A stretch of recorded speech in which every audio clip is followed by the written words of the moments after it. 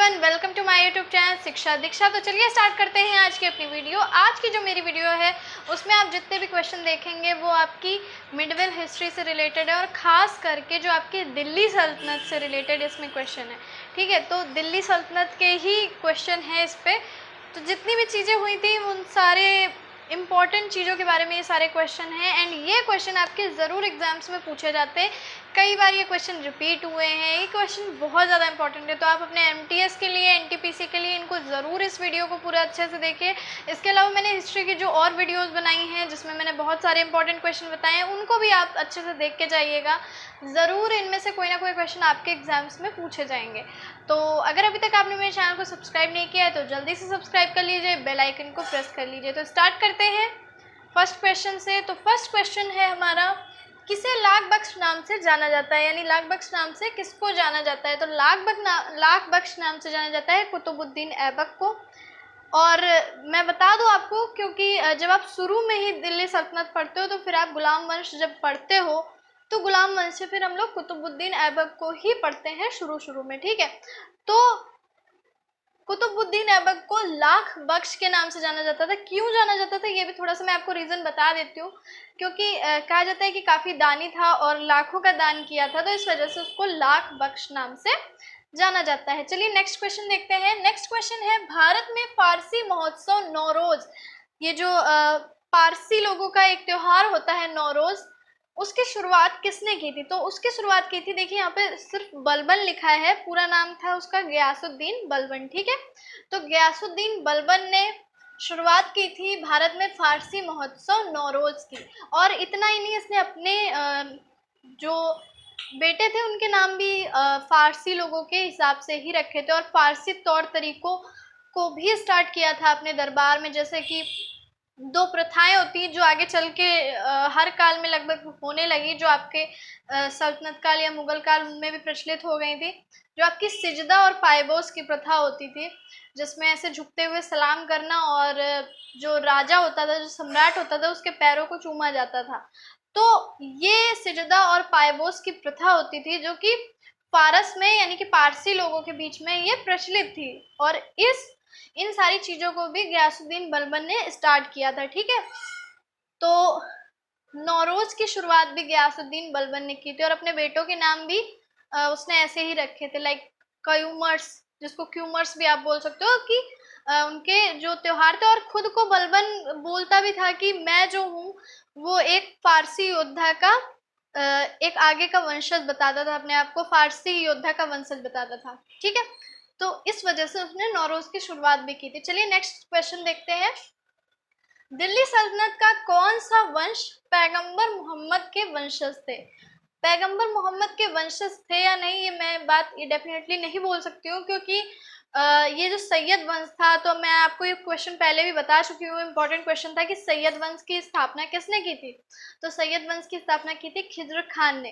तो खिज्र खान अपने आप को जो पैगंबर मोहम्मद हैं उनका वंशज बताता था।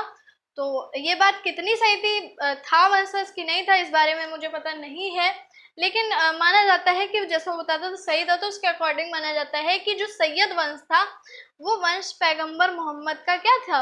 वंशज था। ठीक है, लेकिन जो सैयद वंश था काफ़ी कमज़ोर वंश था। बाकी जो भी आपके दिल्ली सल्तनत के वंश हुए हैं उनके अकॉर्डिंग काफ़ी कमज़ोर था और ज़्यादा चला भी नहीं।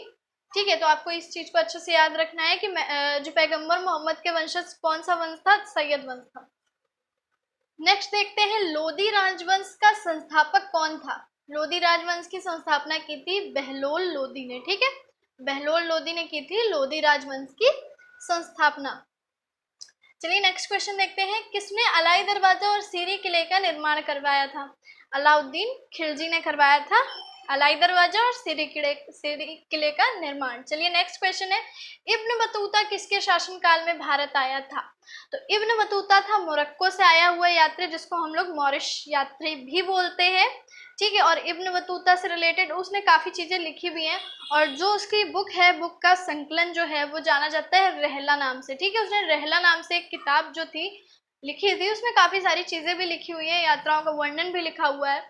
तो जो इब्न बतूता आया था वो आया था मोहम्मद बिन तुगलक के शासन काल में। ठीक है, मोहम्मद बिन तुगलक के शासन काल में। और इब्न बतूता का फिर काफ़ी स्वागत भी हुआ था, उसको चीन का राजदूत बना दिया गया था, काजी भी घोषित कर दिया गया था। चलिए नेक्स्ट क्वेश्चन देखते हैं, गयासुद्दीन तुगलक का असली नाम क्या था? तो गयासुद्दीन तुगलक का असली नाम था गाजी मलिक। ठीक है, गाजी मलिक ये था गयासुद्दीन तुगलक का असली नाम। ठीक है, भारत का एकमात्र सुल्तान कौन था जो युद्ध के मैदान में मारा गया? तो भारत का एकमात्र सुल्तान जो युद्ध के मैदान में मारा गया वो था इब्राहिम लोदी। ठीक है, और कुछ लोग कहते हैं मारा नहीं गया था, वो भाग गया था। तो इस बात में कितनी सच्चाई है ये तो आप जानते हैं, हिस्ट्री में थोड़ा कॉन्ट्रडिक्शन होता ही है। मारा गया था या भाग गया था, इस चीज़ को जब तक हम देख नहीं सकते तब तक सही प्रूव भी नहीं कर सकते। तो आप इतना समझ लीजिए, यहाँ पे क्वेश्चन जो है मारा गया के अकॉर्डिंग पूछा गया था। कुछ लोग ये भी बोलते, कहीं कहीं आपको ये लिखा मिल जाएगा कि इब्राहिम लोदी जो था पराजित होके भाग गया था। ठीक है, तो इब्राहिम लोदी जो था वो लोदी जो राजवंश था उसका आखिरी शासक था। ठीक है, उसके बाद इब्राहिम लोदी से जो लड़ाई हुई थी, उसके बाद उस पानीपत की लड़ाई के बाद बाबर जो था वो विजयी हो गया था 1526 में। और उस 1526 के बाद जो आपकी दिल्ली सल्तनत से ये जो दिल्ली सल्तनत थी ये खत्म ही हो गया लगभग, और फिर मुगल वंश की स्थापना हुई। ठीक है, बाबर ने मुगल वंश की स्थापना की थी, और इब्राहिम लोदी के ही कुछ रिश्तेदार और एक गवर्नर थे लोदी वंश के ही, जिन्होंने बाबर को न्योता दिया था। ठीक है, चलिए नेक्स्ट देखते हैं, जहांगीर के अलावा दास राजवंश में न्याय घंटी की शुरुआत किसने की थी? जैसे कि हम लोग जानते हैं, जब हम लोग मुगल एरा पढ़ते हैं तो जहांगीर ने एक न्याय की घंटी लगवाई हुई थी कि कोई भी जो भी फरियादी आए उसको बजा सकता था, जिससे वो बात जो थी उसको जो भी कहना होता था वो डायरेक्ट जहांगीर तक उसकी बात पहुंच सकती थी, उसे जो भी चीज बोलनी होती थी। इसके अलावा मुगल काल तो में ये चीज बाद में हुई, उससे पहले ये दास राजवंश जिसको कि हम गुलाम वंश भी बोलते हैं, ठीक है, तो गुलाम वंश में भी थी। किसने किया था ये काम, न्याय की घंटी की शुरुआत किसने की थी? ये की थी आपके इल्तुतमिश ने। ठीक है, इल्तुतमिश, जिनको हम रजिया सुल्तान के पिता के रूप में जानते हैं। ठीक है, चलिए नेक्स्ट देखते हैं, आगरा शहर का संस्थापक कौन था? तो आगरा शहर का संस्थापक था सिकंदर लोदी। आगरा शहर की स्थापना की थी सिकंदर लोदी ने। ठीक है, नेक्स्ट क्वेश्चन देखते हैं, मोहम्मद बिन तुगलक ने पुरानी मुद्रा के स्थान पर किस धातु की नई मुद्रा का प्रचलन किया था? तो मैं आपको ये बता दूं, मोहम्मद बिन तुगलक के बारे में जब हम लोग पढ़ते हैं तो काफ़ी सारी चीज़ें पढ़ते हैं। मोहम्मद बिन तुगलक जो शासक था वो एक ऐसा शासक था जो इन सभी शासकों में सबसे ज़्यादा शिक्षित था।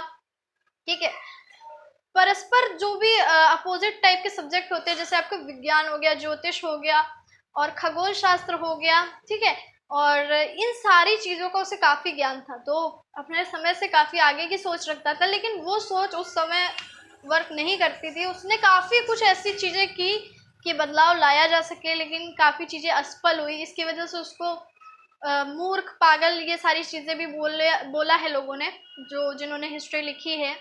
तो मोहम्मद बिन तुगलक ने पहले एक्चुअली चांदी का सिक्का चलता था, जिसको उसने रातों रात क्या किया कि उस सिक्के का प्रचलन बंद करवा दिया, और फिर तांबे के सिक्के की ढलाई करवाना उसने शुरू कर दिया। लेकिन ये जो फैसला था उसका बहुत गलत था, क्योंकि उसका जो तांबे का नया सिक्का जो उसने बनवाया था वो सिक्का ऐसा था कि कोई भी उसको आसानी से घर पर बना सकता था, और फिर लोगों ने ऐसा करना भी चालू कर दिया, जिससे उसको काफ़ी नुकसान हुआ। ठीक है, तो ये फैसला भी उसका एक घाटे का सौदा साबित हुआ।